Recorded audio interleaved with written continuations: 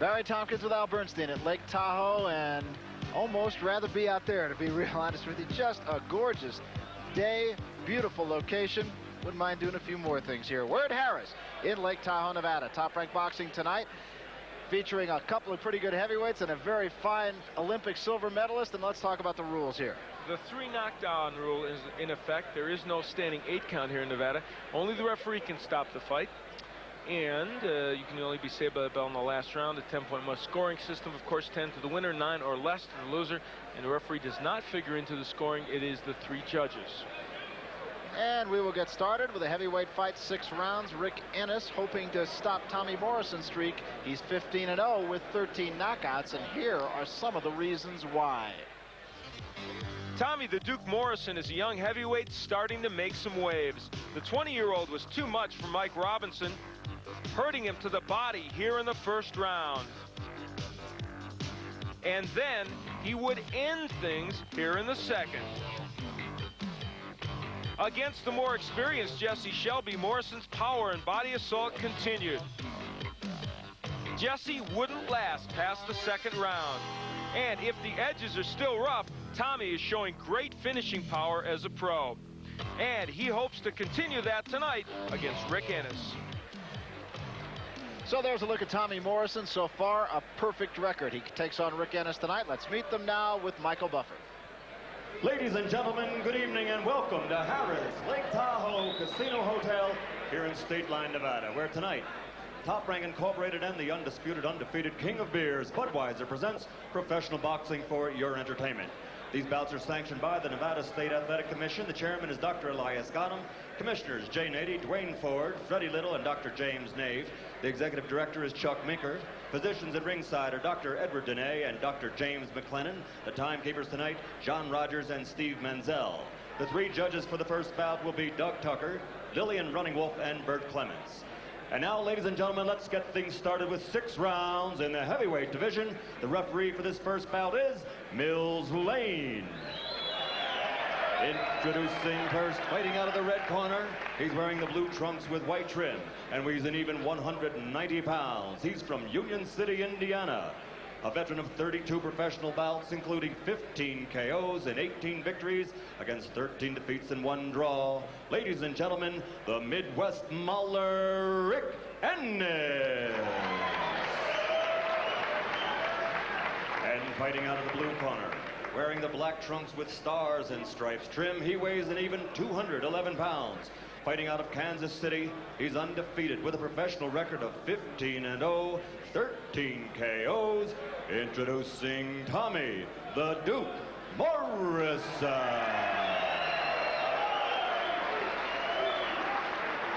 Okay, all right, we've already had construction in the dressing room.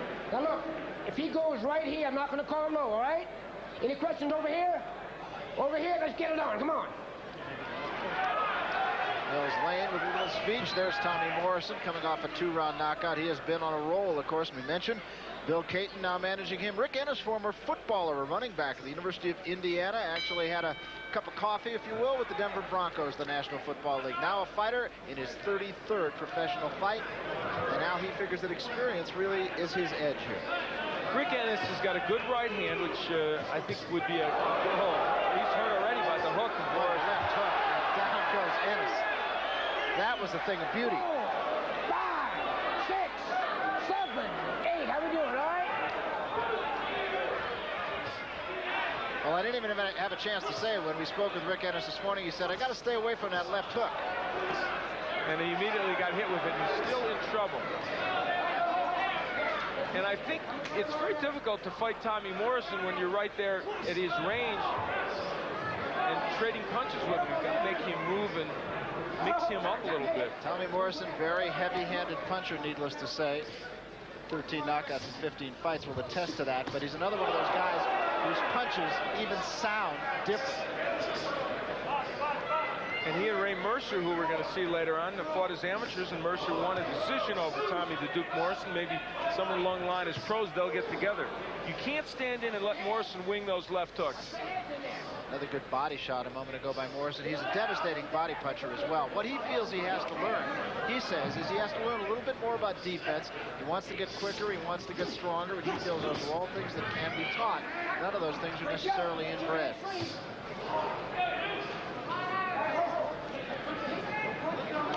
Still a long way to go for Rick Enis in round number 1. I think Rick Enis should be constantly moving to his left, away from that hook. Make Morrison beat you with the right hand. Morrison's not careless with that left hand either, like a lot of young fighters. He doesn't leave it out there.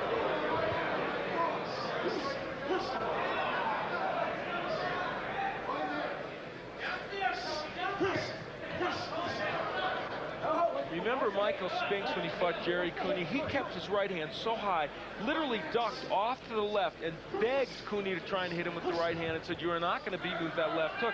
If I was Rick Enis and I was fighting Morrison, that's the kind of strategy I would employ. Enis does have his legs back under him now, but he was really rocking the left hook. There's an uppercut, and that's probably going to be it. 5, 6, 7, 8. How we doing? Come here. All right, go ahead. And Mills Lane will let it go. One more knockout and it's over. That's it. Well stopped by Mills Lane.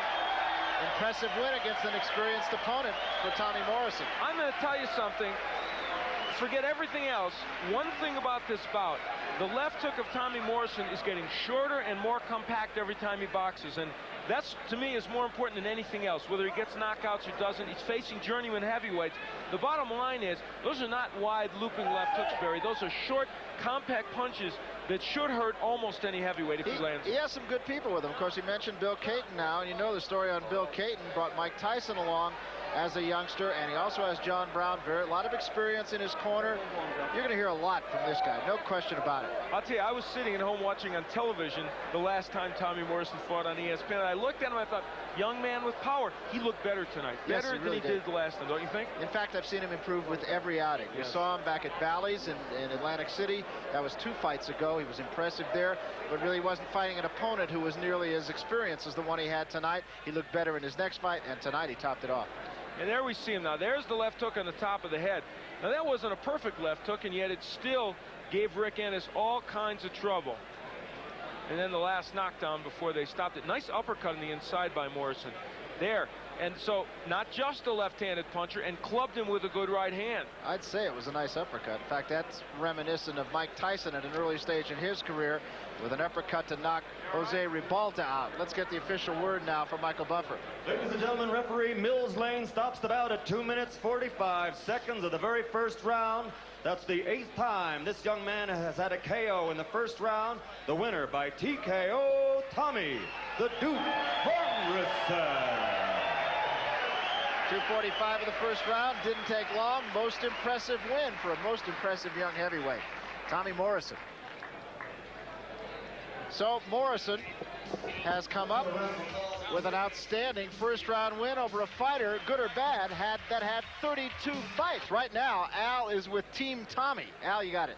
Well, Tommy Morrison may have watched ESPN when he was a kid, but Tommy, tonight you're on ESPN, and you fought extremely well tonight, showing us, I think, maybe the best left hook you've shown as a pro.